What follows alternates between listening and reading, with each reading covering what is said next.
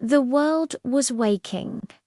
It was the late Jurassic period, a time when the air was heavy with warmths and the scent of wet earth, when giant ferns unfurled their fronds toward the sun, and conifers rose like green pillars into the misty sky. The ground trembled now and then, not from earthquakes, but from the footsteps of creatures so large they could be mistaken for moving hills. In a quiet hollow, hidden beneath a canopy of towering cycads, lay a nest. The nest was a mound of soft vegetation, carefully arranged to cradle a clutch of enormous eggs. Most were still and silent, but one was alive with movement. A faint tap echoed from within the shell, then another. The egg rocked gently, as if something inside was pushing against its prison.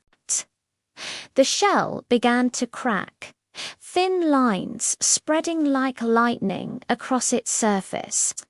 A small damp snout pushed through, followed by a pair of enormous blinking brown eyes. The newborn Brontosaurus, no longer than 2 meters from nose to tail, took his first breath of the warm, humid air. The world was a blur of shapes and light. He let out a soft, squeaky chirp, a sound that seemed far too small for a creature destined to become one of the largest animals to ever walk the earth.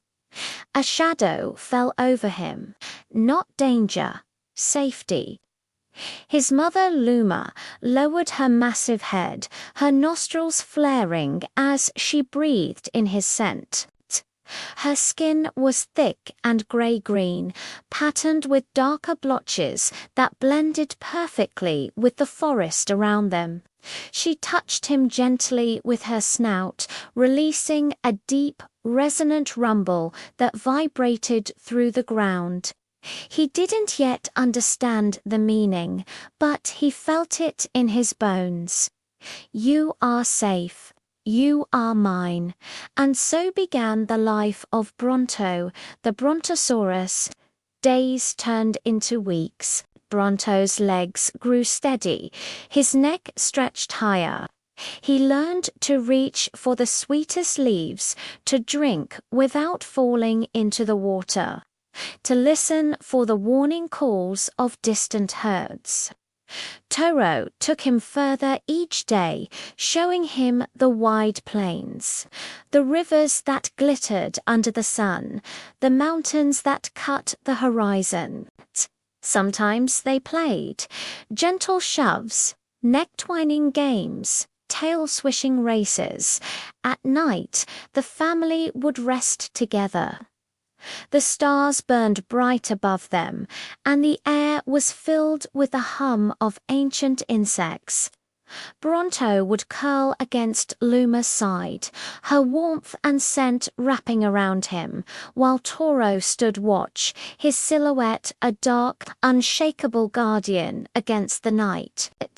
And then there were the others. The herds that moved across the plains like waves of flesh and bone. There was safety in numbers, Toro had told him, and Bronto had believed it. But even in the safety of the herd, there was danger.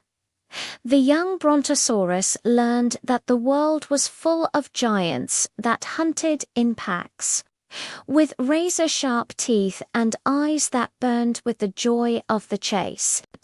Once, when Bronto was drinking from a stream, a group of Carcharodontosaurus had attacked the herd. Their lithe bodies were built for speed and cunning.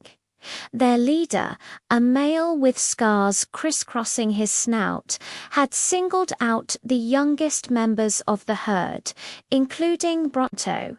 Fear had frozen him in place, his heart hammering against his ribs, his breath caught in his throat. But Luma had been there in a flash of green scales and snapping jaws. She had driven back the predators, shielding him with her own body. The memory of that day, and many others like it, made him understand just how much his parents loved him, how fiercely they would protect him. But it also made him know that he would not always be protected. He would have to be strong. He would have to be brave. Because the world, with all its beauty and wonder, could be a very dangerous place for a little giant. One evening, as the sun dipped below the horizon, painting the sky in hues of orange and purple, Bronto found himself separated from the herd. He had lagged behind, distracted by a patch of particularly lush ferns. Now the familiar shapes of the plains were gone, replaced by looming shadows and rustling undergrowth. Panic tightened his throat. What if he never found his way back? What if the predators found him? He called out for his parents, his voice shaking. Then he heard it, a low, rumbling answer. Relief flooded him. He wasn't alone. Following the sound, he found Luma and Toro. They were as worried as he had been scared. And in that moment, standing between his parents, the little giant knew that no matter what dangers lay in wait, he was ready to face them. With his parents by his side, the future was his to shape. He was a Brontosaurus, and the plains were his home.